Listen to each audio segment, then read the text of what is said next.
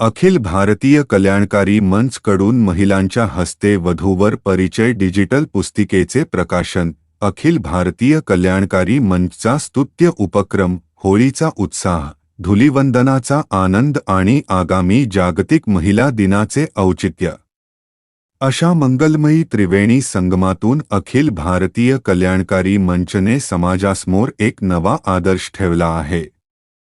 देवपूर येथील पंचधाम मंदिरात आयोजित विशेष सोहळ्यात महिलांच्या हस्ते वधूवर परिचय व रोजगार कल्याणकारी पीडीएफ पुस्तिकेचे दिमाखात उद्घाटन करण्यात आले। महिला शक्तीचा सन्मान। दरवर्षी 8 मार्चला साजरा होणारा जागतिक महिला दिन यंदा धुळ्यात अनोख्या पद्धतीने साजरा झाला।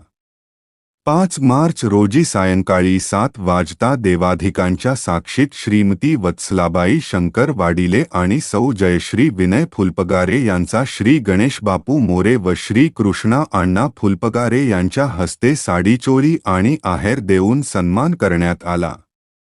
महिलांच्या हस्तेच वधूवर परिचय पुस्तिकेचे प्रकाशन करून स्त्री शक्तीचा गौरव करण्यात आला। मार्गदर्शनातून समाज प्रबोधन कार्यक्रमाच्या प्रारंभी श्री भरत फुलपगारे यांनी प्रास्ताविकातून या अभियानाचा मुख्य उद्देश मांडला।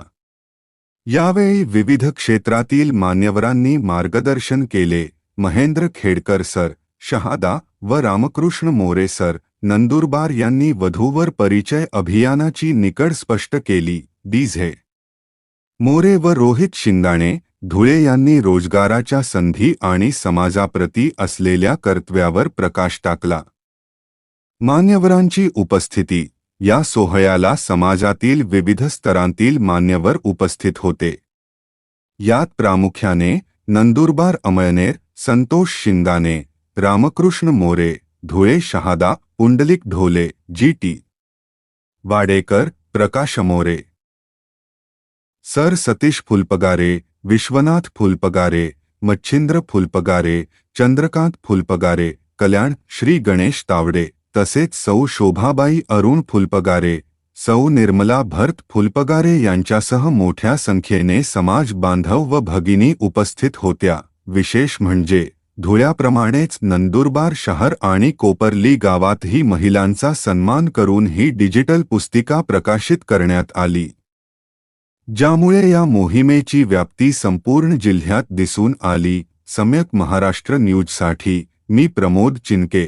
अशाच नवनवीन बातम्यांसाठी आपल्या चॅनेलला सबस्क्राईब करायला विसरू नका। धन्यवाद।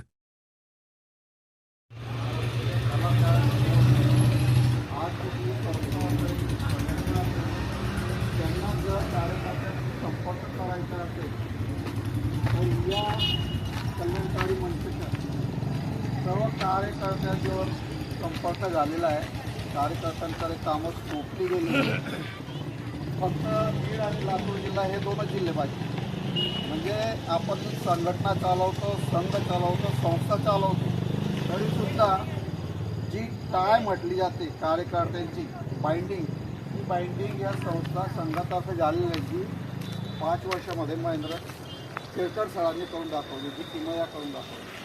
आणि सध्याच्या परिस्थितीमध्ये ही काळाची गरज झालेली